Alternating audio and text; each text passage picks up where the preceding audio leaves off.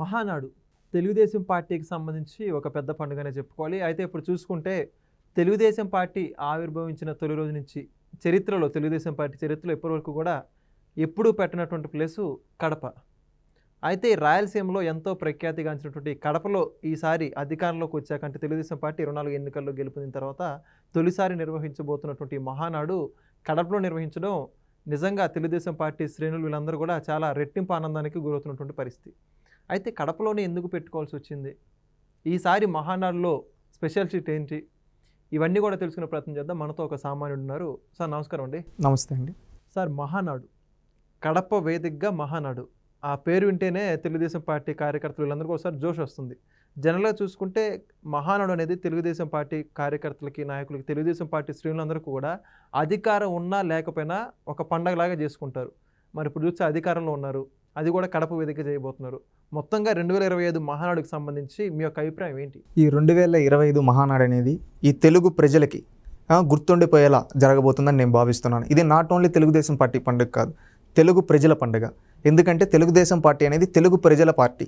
ఇది ఏ ఒక్క వర్గానికో, ఏ ఒక్క సామాజిక వర్గానికో, ఏ ఒక్క ప్రాంతానికో సంబంధించింది కాదు. తెలుగు వాళ్ళు ఎక్కడున్నా నేను తెలుగు వాడిని అని సగర్వంగా చెప్పుకునే విధంగా చేసిన పార్టీ తెలుగుదేశం పార్టీ. ఆనాడు ఎన్టీ రామారావు గారు కూడా ఒకే సిద్ధాంతం, సమాజమే దేవాలయం ప్రజలే దేవుళ్ళు అనే సిద్ధాంతాన్ని నమ్మి పెట్టిన పార్టీ తెలుగుదేశం పార్టీ.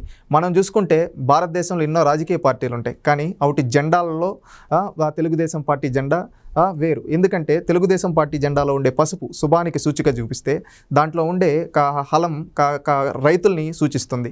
అదేవిధంగా కార్మిక చక్రం పారిశ్రామిక ప్రగతికి, అదేవిధంగా కార్మికులకి చిహ్నంగా, కష్టపడే వాళ్ళకి చిహ్నంగా చూపిస్తుంది. అదేవిధంగా ఇల్లు ఏదైతే ఉందో అది పేదవాడికి ప్రతి ఒక్కరికి ఇల్లు అనేది ఉంటుంది, వాళ్ళకి చిహ్నంగా వాళ్ళ ఇంట్లో ఆనందంగా ఉండాలని ఈ సిద్ధాంతాలతో ఆనాడే 1982 మార్చి 29 ఎన్టీ రామారావు గారు ఆయన ఒక విజన్తో రూపొందించిన జెండా. ఆ జెండా ఈనాటి వరకు ఎంతోమందికి అండగా నిలబడింది. తొలిసారి 1983లో మహానాడు కాడ నుంచి మొదలు పెడితే నేటి మహానాడు వరకు ఎన్నో మహానాడులు జరిగాయి.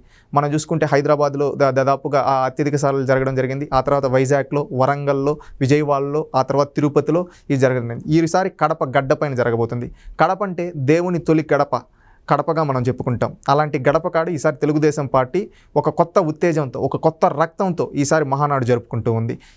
ఈసారి మహానాడు అనేది ఒక చరిత్ర సృష్టించబోతుంది. ఎందుకంటే ఈసారి తెలుగుదేశం పార్టీ ఏదైతే మూల సిద్ధాంతం ఉందో, సమాజమే దేవాలయం ప్రజల దేవుడు, దాని కింద ఒక 6 విభాగాలుగా చేసుకొని తెలుగు వాళ్ళ ఖ్యాతిని ప్రపంచానికి చాటి చెప్పాలి, స్త్రీని శక్తి, అదేవిధంగా యువగలం, అదేవిధంగా పేదరిక నిర్మూలన అనే ఈ విధంగా కొన్ని అన్నదాతకు అండ, ఈ విధంగా కొన్ని సిద్ధాంతాలతో ఈసారి రూపొందించి దానిపైన తీర్మానాలు పెట్టి చేయాలనుకుంటూ ఉంది. అదేవిధంగా ఇది ఒక కొత్త ఈనాడు ఉండే పరిస్థితులకు అనుగుణంగా ఈ సిద్ధాంతాలతో ముందుకెళ్లాలని లోకేష్ గారు నిర్ణయించారు. ఖచ్చితంగా దీనిపైన ముందుకెళ్తారు. ఎలా చేయాలి, తెలుగు వాళ్ళ కోసం మనం ఏ విధంగా చేయాలి, ఇన్ని మనం చూస్తే ఎన్నో ఏళ్ళలో తెలుగు వాళ్ళకి ప్రపంచంలో ఏ మూల కష్టం వచ్చినా తెలుగుదేశం పార్టీ అండగా నిలబడుతుంది. తెలుగుదేశం పార్టీకి ఏనాడు కానీ వ్యక్తిగత ప్రయోజనాలు, స్వప్రయోజనాలు లేవు. తెలుగుదేశం పార్టీకి ఉన్న ప్రయోజనాలు ఒకటే, రాష్ట్ర ప్రయోజనాలు, దేశ ప్రయోజనాలు. ఎందుకంటే తెలుగుదేశం పార్టీ ఏనాడు పదవులు కోరుకోలేదు. మనం కొన్ని ఉదాహరణలు చెప్తాను. ఆనాడు పివి నరసింహారావు గారు ప్రధానమంత్రి అభ్యర్థిగా నంద్యాల నుంచి కంటెస్ట్ చేస్తుంటే తెలుగుదేశం పార్టీ అభ్యర్థిని నిలబెట్టుకుని ఒక మన తెలుగువాడు దేశానికి ప్రధాని అవ్వాలని చెప్పి నిలబెట్టింది. ఆనాడు కాంగ్రెస్ పార్టీ అనగా ఎందుకు ఒక తెలుగు వాళ్ళకి ఇచ్చే వాల్యూ తెలుగుదేశం పార్టీ ఆ విధంగా ఉంటుంది, పార్టీలకు అతీతంగా. ఇంకొకటి ఎర్రంనాయుడు గారు బాలయోగ్ గారిని స్పీకర్ చేశారు. ఆ టైంలో అటల్ బిహారీ వాజ్పేయి గారు మీరు ఒక 8 నుంచి 9 కేంద్ర మంత్రి పదవులు తీసుకుంటే మాకు ఏ పదవులు వద్దని ఆ రోజు అటల్ ఇంకా స్పీకర్ అని ఒకటి తీసుకుంటే ఆ రోజు కూడా ఎవరికి ఇచ్చారు, ఒక బడుగు బలహీన వర్గాలకి సంబంధించిన జీఎంసీ గంటి మోహన్ చంద్ర బాలయోగ్ గారిని, ఒక దళితుణ్ణి దేశానికి ప్రజాస్వామ్యంలో, మనం భారతదేశ ప్రజాస్వామ్యంలో దేవాలయంగా చెప్పుకునే లోక్సభలో స్పీకర్గా నిలబెట్టిన ఘనత తెలుగుదేశం పార్టీది. అంటే ఇటు పక్క చూస్తే ఒక సామాజిక న్యాయం కావచ్చు, ఒక సోషల్ రీఇంజనీరింగ్ కావచ్చు, ఇవన్నీ తెలుగుదేశం పార్టీ చేసింది. ఇవన్నీ మూల సిద్ధాంతాలు తెలుగుదేశం పార్టీ మహానాడులో తీసుకునే తీర్మానాలు బట్టి ఆ పార్టీ అనేది నడుపుతూ ఉంటుంది. మనం చూసుకుంటే ఎన్నో మహానాడులు చూసాం, కానీ ఈసారి మహానాడు కొంచెం స్పెషల్గా ఉంటుంది. కడప గడ్డపైన ఎందుకు పెడుతున్నామంటే రాయలసీమ అభివృద్ధి గురించి ముఖ్యంగా నేను ఎందుకు చెప్తున్నాను అంటే, ఒక రాయలసీమ వాసిగా గర్వంగా ఉంది. ఒకప్పుడు మా ప్రాంతంలో ఎలా ఉండేదంటే ఫ్యాక్షనిజం అని చెప్పి కొంతమంది సినిమాల్లో ఈ విధంగా చూపిస్తూ ఉన్నారు కదా, ఆ విధంగా కొంతమంది రాజకీయ నాయకులు వాళ్ళ అవసరాల కోసం అక్కడ ఉండే కుటుంబాలని వాళ్ళ కింద పెట్టుకొని ఫ్యాక్షనిజం చేపిస్తూ వాళ్ళ ప్రాణాలు పోతే వీళ్ళు ఆనందం పొందుతూ ఈ విధంగా ఉంటే, ఆ రోజుల్లో మీరు సీమలో పారాల్సింది రక్తం కాదు, సీమలో పట్టుకోవాల్సింది కత్తులు కాదు, సీమలో తయారవ్వాల్సింది బాంబులు కాదు అని చెప్పి ఆనాడు నుంచి ఎన్టీ రామారావు గారి నుంచి నేను లోకేష్ గారి వరకు ఒక కొత్త ఆలోచనలు సీమ తలరాతను మార్చడానికి పనిచేశారు. ఒకప్పుడు సీమలో రక్తం బారిస్తాము అని చెప్పి సినిమాలు చెప్తే ఆ విధంగా రక్తాలు చెప్పుకుంటే ఇవి కాదు కావాల్సిన, సీమలో మనం నిజ నిజంగా రతనాలు దొరుకుతాయని చెప్పుకున్నాం. వానలు పడినప్పుడు ఇక్కడ నిజంగా భూముల్లో రతనాలు వస్తాయని చెప్తాం కదా. అలాంటిది సీమలో నీళ్లను పారించగలిగితే నిజంగా ఆ నేల నుంచి బంగారం పండించవచ్చు, వజ్రాలు పండించవచ్చు అని నమ్మిన వ్యక్తి ఎన్టీ రామారావు గారు. తొలిసారి తెలుగు గంగా ప్రాజెక్టును మొదలుపెట్టి సీమకు నీళ్ళు ఇవ్వాలి. ఆ తర్వాత ఒక హాంద్రి నీవా, ఒక గాలేరు నగిరి, ఈ విధంగా ఎన్నో ఇరిగేషన్ ప్రాజెక్టులకు రాయలసీమలో శ్రీకారం చుట్టిన పార్టీ తెలుగుదేశం పార్టీ. ఆ తర్వాత చంద్రబాబు నాయుడు గారు. ఇక్కడ మీరు పట్టుకోవాల్సింది కత్తులు కాదు, కళాలు పట్టుకోండి. ఇక్కడ మీరు ఎంతోమంది ఎంతో టాలెంటెడ్ పర్సన్స్ ఉన్నారు. మీరు ఒక్కసారి చదువుకోండి, చదువుకుంటే మీ తలరాతలు మాత్రం ఈ ఫ్యాక్షనిజానికి ఫుల్ స్టాప్ పెడదామని చెప్పారు. ఎందుకంటే నేను కొన్ని ఉదాహరణలు చెప్తాను. 2004లో రాజశేఖర్ రెడ్డి రాక్షసుడు ఆనాడు అధికారంలో ఉండేటప్పుడు ఎంతోమంది తెలుగుదేశం పార్టీ కార్యకర్తలను చంపిస్తే వాళ్ళ బిడ్డలు అనాథలుగా మిగిలిపోయింటే చంద్రబాబు నాయుడు గారు వాళ్ళ బిడ్డలను తీసుకొని వచ్చి హైదరాబాద్లో ఎన్టీఆర్ మోడల్ స్కూల్లో పెట్టి వాళ్ళని చదివిపించాడు. ఆ రోజు మీ నాయన చంపాడు కదరా, నువ్వు కత్తి పట్టుకొని వాడిని చంపు అని చెప్పాలా? మీ నాన్న చంపొచ్చండి, ఇంతటితో చెక్ పెడదాం. మీ తలరాతలు మారాలి, మీ జీవితాలు మారాలి. మీరు అనుకుంటే చదివితే ఏదైనా సాధిస్తారని చెప్పి వాళ్ళు ఒక కొత్త తరానికి తీసుకొని వచ్చి వాళ్ళని చదివిపించి సొంత బిడ్డల్లా చూసి వాళ్ళతో సమయం కేటాయించి వాళ్ళ ఉండే ఆ ఫ్యాక్షనిజాన్ని రూపుమాపి చదువుకోండి అంటే ఈరోజు చదువుకొని గ్రూప్ 1 ఆఫీసర్లుగా, గ్రూప్ 2 ఆఫీసర్లుగా ఎంతోమంది పెద్ద పెద్ద కంపెనీల్లో పెద్ద పెద్ద స్థాయిల్లో ఈరోజు ఉన్నారు. ఆ విధంగా చదువుకోవాలి, ఫ్యాక్షన్ రూపుమాపాలని పనిచేసిన పార్టీ తెలుగుదేశం పార్టీ. ఇంకా బాంబులు తయారవుతూ ఉంటాయి ఇవన్నీ చెప్తారు కదా, ఆ బాంబులు కాదు తయారయ్యేది. ఈరోజు ఇక్కడ పండ్లు తయారవుతున్నాయి, ఇక్కడ పండించే పంటలు ప్రపంచానికి ఎక్స్పోర్ట్ అవుతున్నాయి. ఇక్కడ కియా కారు తయారవుతా ఉంది, సెల్కాన్ మొబైల్ తయారవుతుంది, టీసీఎల్ డిక్సన్ ఇలాంటి ఎన్నో కంపెనీలు మన ఇంట్లో కావాల్సిన ఎన్నో వస్తువులు ఈరోజు రాయలసీమలో తరగతాయి. రాయలసీమ ఒక ఎలక్ట్రానిక్ హబ్గా, ఒక ఆటోమొబైల్ హబ్గా, ఒక మ్యానుఫ్యాక్చరింగ్ హబ్గా ఈరోజు తయారైందంటే దాంట్లో లోకేష్ గారి పాత్ర, చంద్రబాబు నాయుడు గారి పాత్ర ఉంది.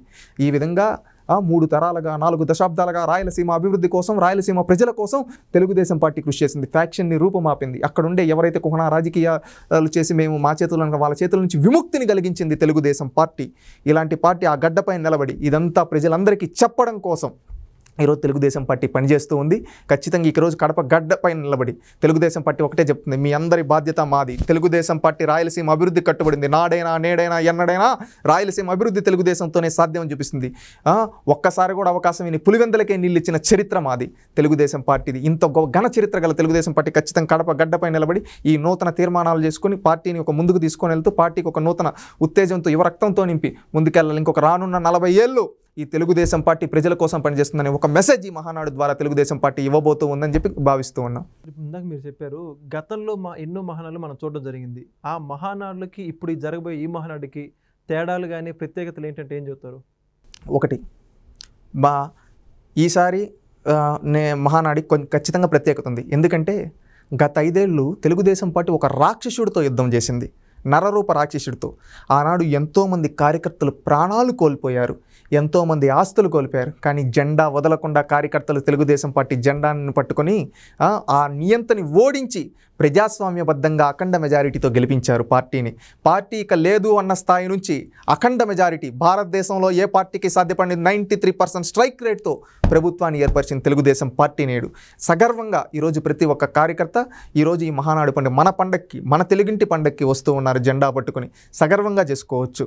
నేను అదే చెప్తున్నాను. ఎందుకంటే తెలుగుదేశం పార్టీ ఈ మహానాడు అనేది ఖచ్చితంగా ఒక రాక్షసుడి నుంచి విముక్తి పొందిన తర్వాత ఏ విధంగా అయితే పండుగ చేసుకుంటారో ఆ విధంగా ఒక రాక్షసుడి నుంచి విముక్తి రాష్ట్రానికి వచ్చింది. ఈరోజు తెలుగుదేశం పార్టీ తొలి మహానాడు జరుపుకుంటూ ఉన్నాం. ఈ మహానాడు అనేది వాళ్ళకు ఒక పండుగ వాతావరణంలో జరుగుతూ ఉంది. ఈరోజు కడపలో మహానాడంగానే ఆ దేవుడు కూడా కరుణించాడు. కొంతమంది అంటుంటారు ఆనాడు రాజశేఖర్ రెడ్డి నుంచి నిన్న జగన్మోహన్ రెడ్డి వరకు తెలుగుదేశం పార్టీ వస్తే వాళ్ళ బడవయ్యా ఇవయ్యా ఎండ్లయ్యా అంటారు. ఈరోజు తెలుగుదేశం పార్టీ కడపలో మహానాడు అని చెప్తే ఆ కంచు కోటలు బీర్లుతున్నాయి. మీరు ఒక్కసారి చూస్తే ఈరోజు కడప గడ్డ మహానాడు ఆ వరుణదేవుడు కూడా కరుణించి ఈరోజు పెట్టినాడు, సీమ గడ్డపైన నీళ్లతో తడుపుతూ ఉన్నాడు. అది తెలుగుదేశం పార్టీ యొక్క గొప్పతనం. మంచి సంకల్పం ఉంటే అంటారు కదా, ఈరోజు మంచి సంకల్పం ఉంది కాబట్టి ఆ దేవుడు కూడా కరుణిస్తూ ఉన్నాడు. ఖచ్చితంగా సీమ సస్యశ్యామలం అవడానికి ఇది ఒక నిదర్శనం. ఈరోజు రేపు గోదావరి బనకచర్ల ఏదైతే ప్రాజెక్ట్ ఉందో, ఏదైతే పోలవరం ప్రాజెక్ట్ అయితే నీళ్ళు వస్తాయి, హాంద్రి నీవా పూర్తవుతుందో, గాలేరు నగిరి పూర్తవుతుందో, రాయలసీమలో ఉండే 52 నియోజకవర్గాలు, ఉమ్మడి జిల్లాలు అనంతపురం, కర్నూలు, కడప, చిత్తూరు 4 జిల్లాలు సస్యశ్యామలం అనడానికి ఈ మహానాడే ఒక ఉదాహరణ అని చెప్తున్నాను. ఎందుకంటే ఈ మహానాడు అనౌన్స్ చేయగానే వరుణదేవుడు కరుణించి వానను కురిపిస్తున్నాడు. ఖచ్చితంగా దీనికి ఒక చిహ్నం రేపు రాయలసీమ సస్యశ్యామలం అవబోతుంది. అది తెలుగుదేశం పార్టీ హయాంలో తెలుగుదేశం పార్టీ సంకల్పం గొప్పది. ఎందుకంటే 4 దశాబ్దాలుగా ఈ ప్రాంతానికి నీళ్ళు ఇవ్వాలని పరితపిస్తూ ఎప్పుడు అధికారంలోకి వచ్చినా ఈ ప్రాంతంలో ఇరిగేషన్ ప్రాజెక్టులు కంప్లీట్ చేయాలి, చెక్ డ్యాములు కట్టాలి, బ్రాంచ్ కెనాల్ ఏర్పాటు చేయాలని పనిచేస్తూ ఉంది. దేవుడు కూడా అందుకని ఈరోజు సహకరిస్తున్నాడని చెప్పి తెలియజేసుకుంటూ ఉన్నాను. మహానాడు గురించి అలా గొప్పగా చెప్పారు sir. Thank you. Please subscribe to Leo News for more videos.